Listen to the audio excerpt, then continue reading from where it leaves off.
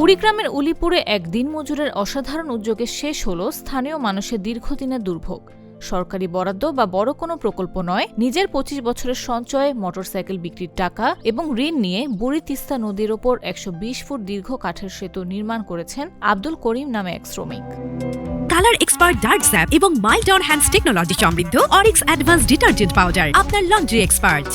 উলিপুর পৌরসভার জোনাইডাঙ্গা ৮ নম্বর ওয়ার্ডের বাসিন্দা আব্দুল করিম স্থানীয় বাজারে পণ্য লোড আনলোডের কাজ করে জীবিকা নির্বাহ করেন। প্রতিদিন মানুষের কষ্ট কাছ থেকে দেখেই তার মনে জন্ম নেয় একটি স্বপ্ন, ঝুঁকিপূর্ণ রেল সেতুর বিকল্প হিসেবে নিরাপদ একটি সেতু নির্মাণের।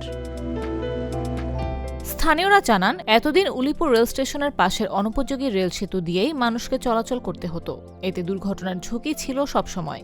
বিশেষ করে শিক্ষার্থী, রোগী ও শ্রমজীবী মানুষের জন্য পথটি ছিল ভয়ঙ্কর দুর্ভোগের। প্রায় ৩ লাখ টাকা ব্যয়ে নির্মিত নতুন কাঠের সেতুটি চালু হওয়ার পর এখন কয়েকটি গ্রামের মানুষের যাতায়াত সহজ ও নিরাপদ হয়েছে। গেল ১৭ এপ্রিল আব্দুল করিমের মায়ের হাত দিয়ে সেতুটির উদ্বোধন করা হয়। এ উপলক্ষে দোয়া মাহফিলে হাজির হন সহস্রাধিক মানুষ। আব্দুল করিম বলেন, জনপ্রতিনিধিরা অনেকে এসেছেন কিন্তু কেউ কাজ করেনি, তাই মানুষের কষ্ট দেখে নিজ উদ্যোগে স্বপ্ন পূরণ করেছেন। কিছু কিছু করে টাকা জমাছি আমি, কিছু কিছু করে টাকা জমাছি। ১.৫ লক্ষ টাকা আমার হয়েছে। যখন আমার ১.৫ লক্ষ টাকা হয়েছে তখন আমি এই ব্রিজটার কাজ শুরু করলাম। একদিন ইট আনলাম, একদিন বালু আনলাম, একদিন সিমেন্ট আনলাম, একদিন রড আনলাম, আনি কাজ শুরু করলাম। কাজ শুরু করার পর আমার ১.৫ লক্ষ টাকা শেষ হয়ে গেল। তখন আমি করলাম কি, আমার তো আর টাকা নেই, এখন কি করি, কাজ স্থগিত থইলাম।